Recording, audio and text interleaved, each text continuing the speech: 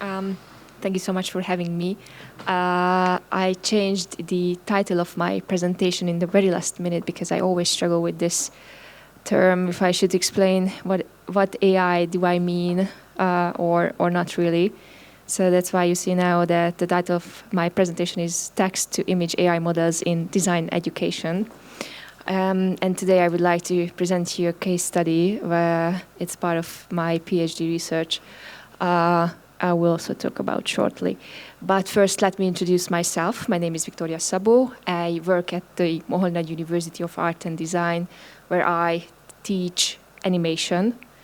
So basically, our training program is dedicated to educate talented animation directors and storytellers.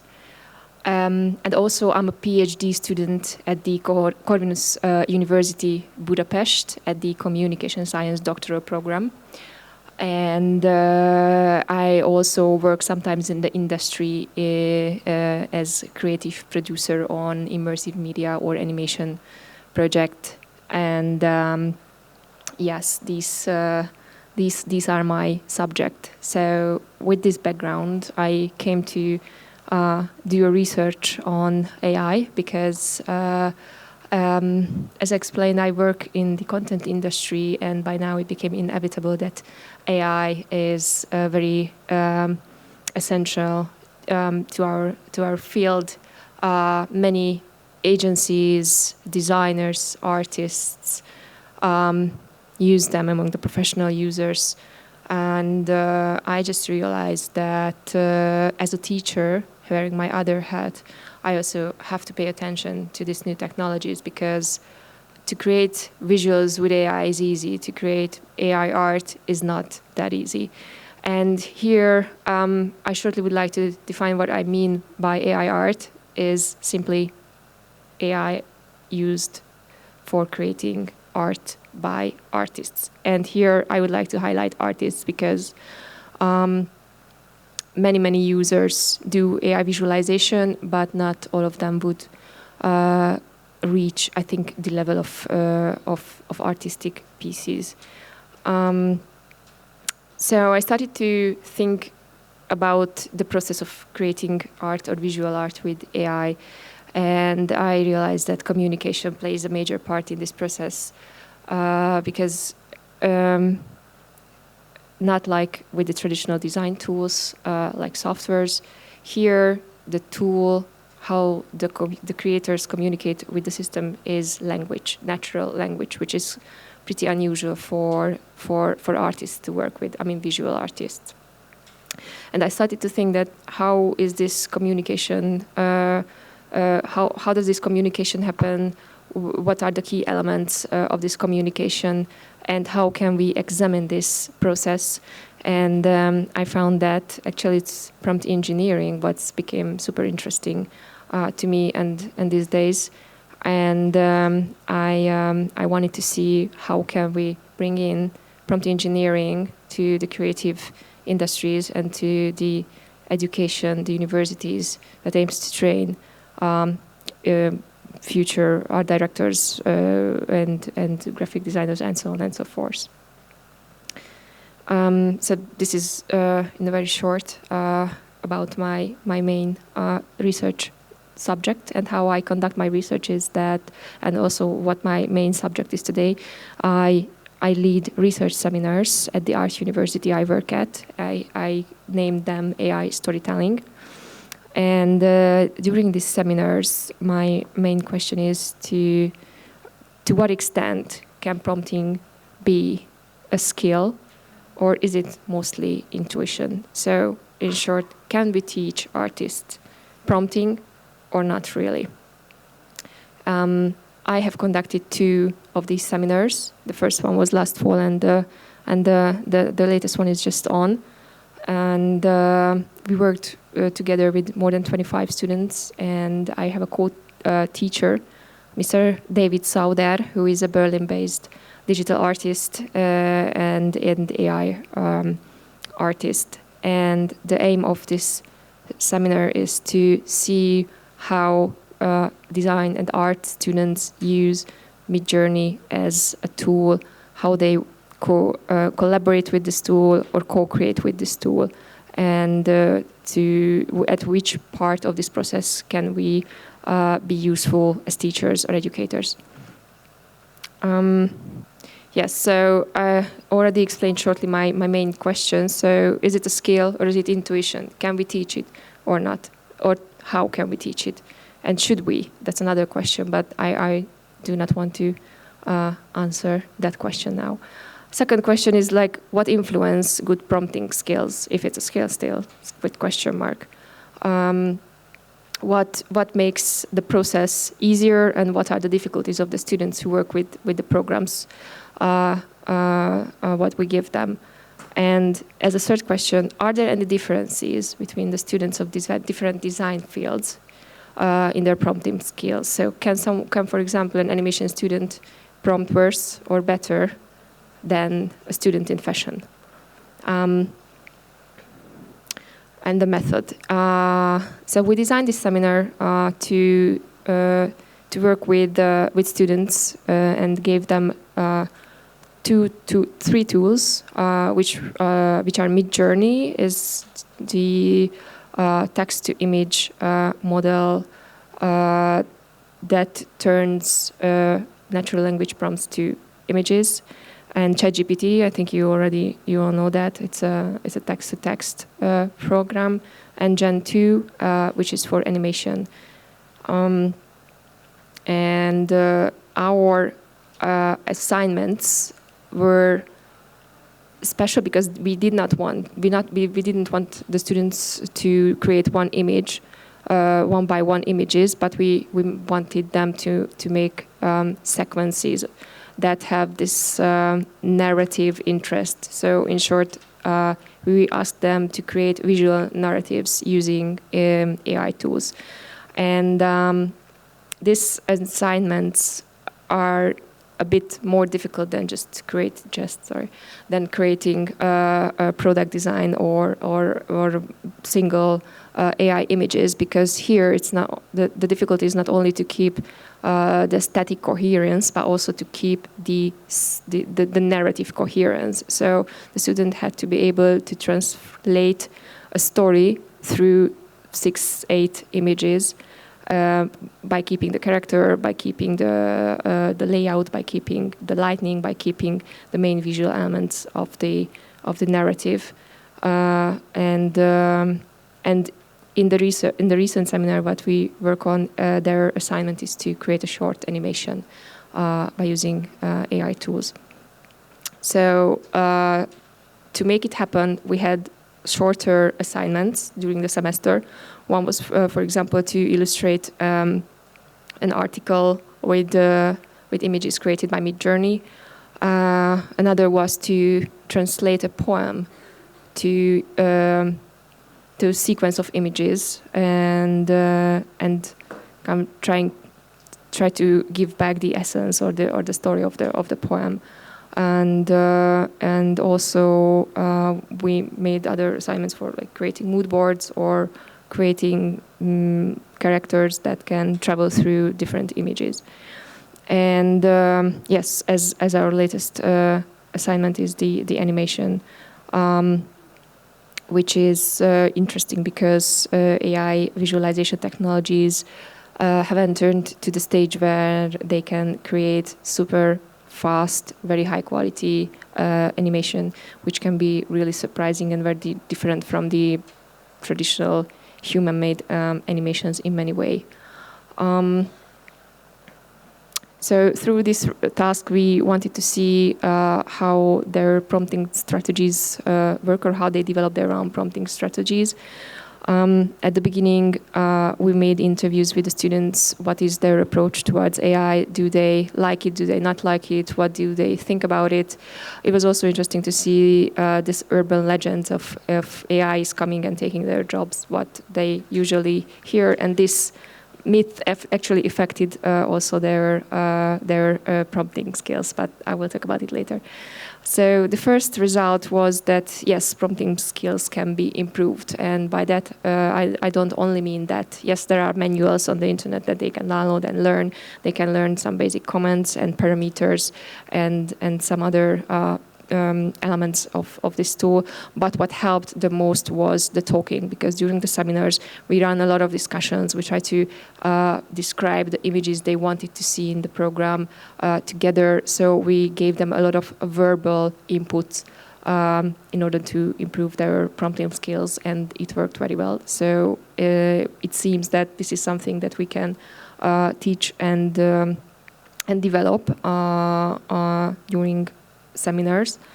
And the second result, so what were the hindrances of prompting? So which were the effects that made it harder to work with the tools? And the first one was the fear of uncertainty. Young design students and art students are used to the workflow in which they have something in mind, they have an image in mind, and then they are able to create it immediately in the physical world. So they are really good in translating their compositions in their head to visualization. But here, there was this second component, which was the machine, and it gave them really unexpected results sometimes, and it was difficult for them to deal with these very uncertain elements of the workflow. So they were not sure which parameter or which prompt gave which result, so they had to accept the fact that the image will not look the same as it's in their mind, and they had to accept that it won't be the work as they wanted, because it's the result of co-creation with the machine, and they are not alone in the process. And also, it was interesting to see the language barriers, because most of our students are Hungarian speakers. We had some international students, and so English language works differently than Hungarian language, and they used a lot of translation programs to correct their English, but it's still not the same as on their national language. And I made a mistake here. It's 2 1s, but the second should be a 2. So I'm sorry about that. So language should definitely need to be developed for the prompting process, but it's actually not that difficult to have some support from additional AI-based or AI-powered programs like ChatGPT or, for example, DeepL or Google Translate. And yes, and to me this was the most interesting part, and this is how I continue my research. So different students had different prompting skills.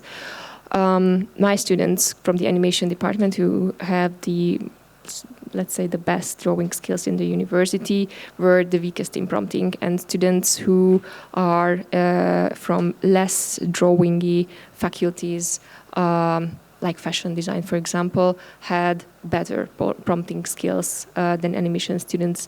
I started to think about the reasons. So why is that?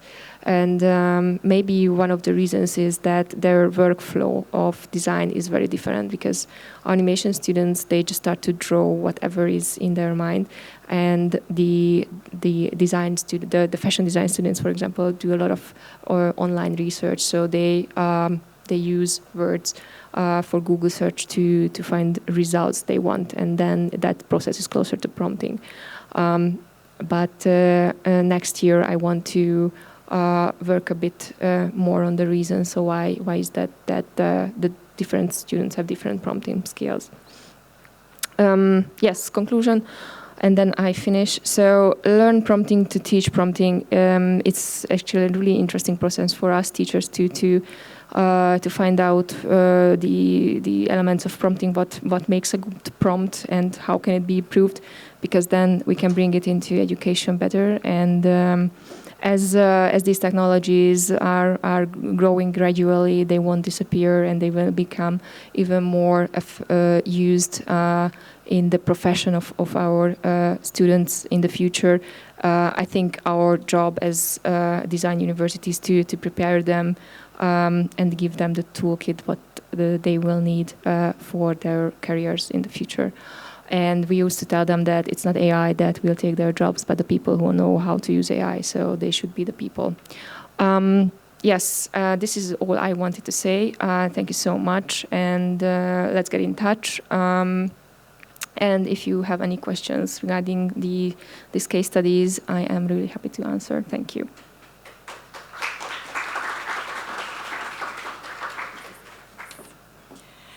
Thank you very much for your presentation, SZABO. Just a second, please. Yes. Yes, please. At the beginning of your presentation, you said that AI can create images, but cannot create art. No, I did not say that. I just said that it's different. So there is different. So the term AI art is very widely used, and it can be used for everything that was created with AI. But I just wanted to make a difference here that my research is not about everyday users. I want to specify my focus on artists. Yes, because after that you used the very new word AI artist. Is there a contradiction? Because artist means human, and AI is still not a human, so is it... You mean that I use the term AI artist? Yes. It's just what I meant was that the artist that creates AI art, and maybe this is not a very good definition, but I'm working on creating a more clear one. But I absolutely believe that an AI is an artist is human, and the AI is a tool, and what they do together is just what creates a piece of art. And in this process, AI is a that's why I'm asking if AI is just a tool, why put it in the name of the artist? AI artist, not artists who use computers. That's how we use it.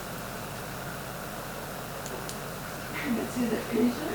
No, I mean, if it's just a tool, I'm a cinematographer, and I use different type of cameras. So I don't say I'm an Ari cinematographer or Alexi cinematographer. See? Because the camera is just a tool. But when you give a special name to the tool, like AI artist, you add value to that instrument. That's more than an instrument. So is this an instrument or more than an instrument? More than a tool? Well, it's I think it's a new kind of tool which is a bit more functional tools, because as I explained in the section when I was talking about the uncertainty that the experiment to using this tool, so it's something that is a bit new. And here AI becomes a bit more bigger or stronger element than just a tool, but I still believe it's a tool, but it's a different type of tool. Still a tool. Still a tool. Okay. Yeah. Yes. Sure. Am I? Yeah. It's, let's concentrate on the product. Let's concentrate on the concept of agency. You think machines have agency? What do you mean by agency? How do you define agency? They can create art on their own. Well, there is An agent in your hand is looking at you behind your eyes. well, there you need a human element. I don't believe that AI will create just something on their own. It uses a large database, and it actually wouldn't do anything on its own, so you need someone to tell you what to do. So the product is not art. Why The wouldn't product of AI. Why wouldn't it be art? Intervention.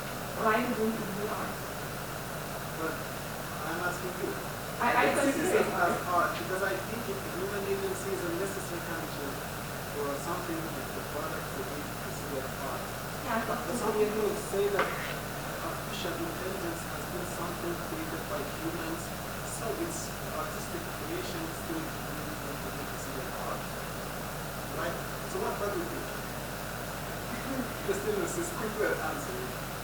Then I might not understand your question. I don't believe that the AI can just generate things on its own, so you need a human input.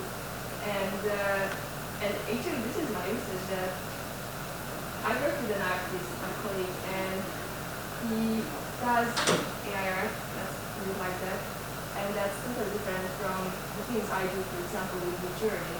so we have very different skills. And he as an artist can do very, very, very better and outcomes than me, who is nothing visual. So yeah, for example, so my background is different a bit. So there is a difference, and I totally believe that the human element is needed to create an artist. You cannot do art without him.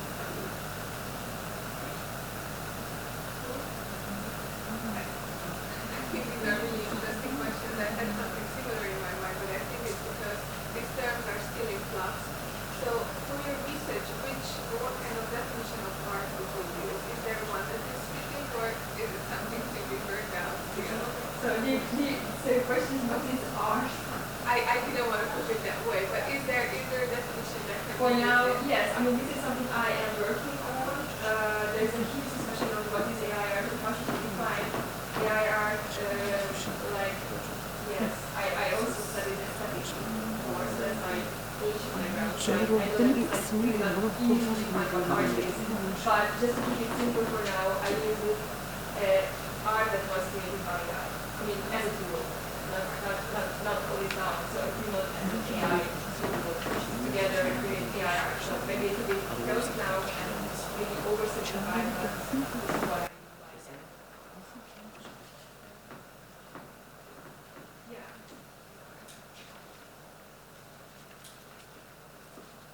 Okay. Are there any questions? No questions. Okay, thank you very much for our lectures. And we have listened to lecturer Viktoria SZABO from Corvinus University of Budapest. With the paper title is AI Reshapes Design Education, a case study in storytelling with generative tools. Just a second, please. And I'd like to present her certificate. Please. Now for your certification of participation, please.